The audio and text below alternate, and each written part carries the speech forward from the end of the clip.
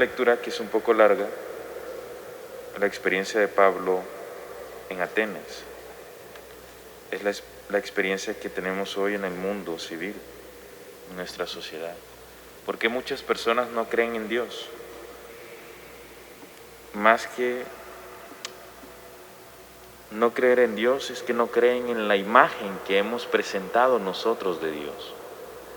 Hemos presentado una falsa imagen de Dios y en muchos casos una pésima imagen de Dios.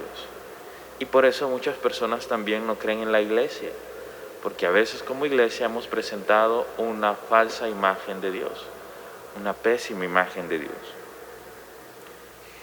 Todo lo que nosotros podamos decir de Dios se queda corto y muchas veces erramos en lo que decimos de Dios. Dios es más de lo que nosotros podemos decir, hablar o incluso imaginar. Ni siquiera podemos entender cómo funciona nuestro cuerpo en su totalidad, el mundo, la tierra, el sistema solar, el universo, y pretendemos nosotros decir cómo es Dios, que es el creador de todo esto, de todo el sistema complejo.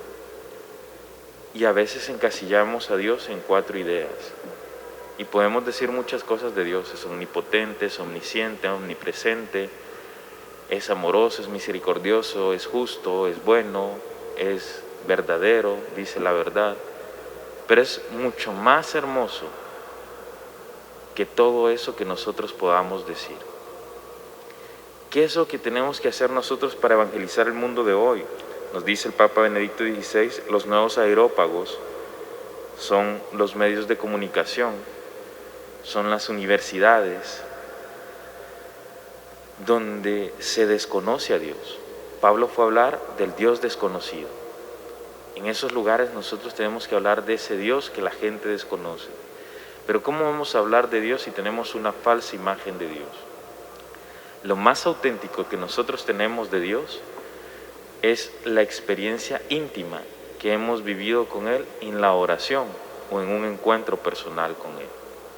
Esa experiencia es la que nosotros debemos de transmitir, porque a Dios no lo vamos a abarcar en su totalidad.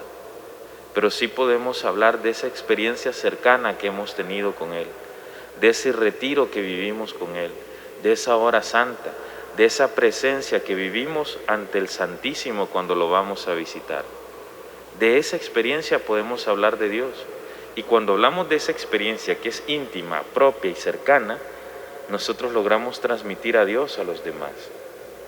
Pero si nosotros queremos empezar a debatir con los intelectuales y comenzar a dar conceptos sobre Dios, nos vamos a quedar cortos.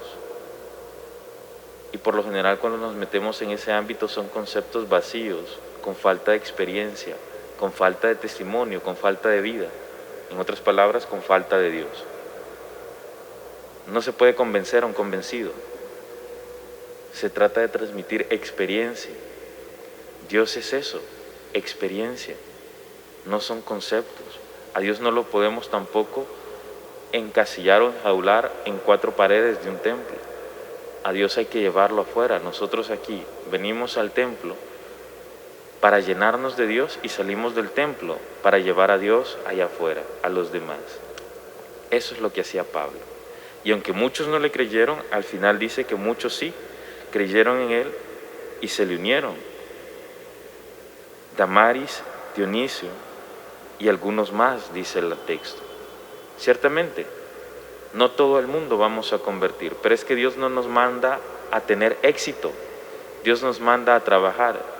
Y un alma que acerquemos a Dios ya es ganancia, ya valió la pena. Pero es eso, transmitir nuestra experiencia de Dios, no ideas o conceptos que no tienen vida. Amén.